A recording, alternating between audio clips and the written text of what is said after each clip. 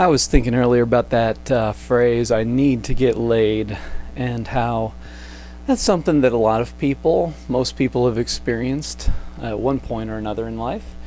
And so I decided to do some real reflecting on that, where it came from, and what it's about, and how to deal with it. So, here we are, spirits in a monkey suit, in other words, trying to blend that balance between our subtle energies and then all of our biological inheritance. So I think the desire for needing to get laid or wanting to get laid is wanting to feel better if you feel pent up and anxious and uncomfortable in your body and so forth. But one thing that I find is a bit of a dilemma, if that comes up for me, is this realization that I'm just more sensitive to energy now, and the more I've been on my spiritual path, the less casual sex seems appealing to me.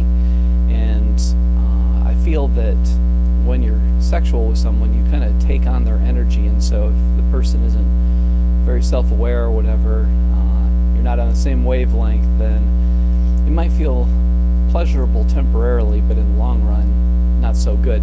And more importantly, I think there's so much that comes up between people if they're sexual, that you're not just dealing with them as a body, you're dealing with them on all levels. And so if it's not a compatible connection, then sex constitutes a pretty small percentage of the interaction. So the rest of the energy between you and the other person is not going to be worth the sex part if you're sensitive to, other kinds of things that can come up, drama and poor communication and things like that. And so looking at that desire, that urge that can come up, I have a few thoughts on how to deal with it. Number one, masturbate. If you're a man, it's good for your prostate, I learned recently, to ejaculate on a regular basis. So it's not just pleasurable, it's good for your health on that level. And you can release a lot of that, I guess probably Freud would call it a libidinal energy. And the sexual desire, it can feel like a frustration if it's pent up and so forth. So releasing it on your own can go a long way towards getting rid of that desire that could otherwise prompt you to make a relationship choice that is not in your ultimate long-term best interest. Also, I think a lot of times that desire comes up when it's related to anxiety, something that needs to be resolved in one's life, something that needs to feel dealt with. If there's something in life that we're just not taking care of, then it can build up some tension over time and so forth. And so that can be, that desire to have sex can be something that leads to an attempt for a solution to a different problem. So taking care of whatever needs to be taken care of in your life, that's causing you stress, some money or otherwise linear kind of thing, that can help you feel more relaxed.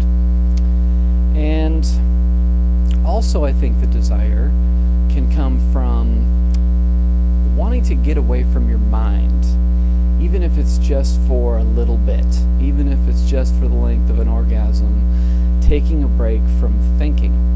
And I think that this is a real common thing, even if it's unconscious for people, that sex can be a way of just getting away from yourself for a while because you don't know any other way to do it.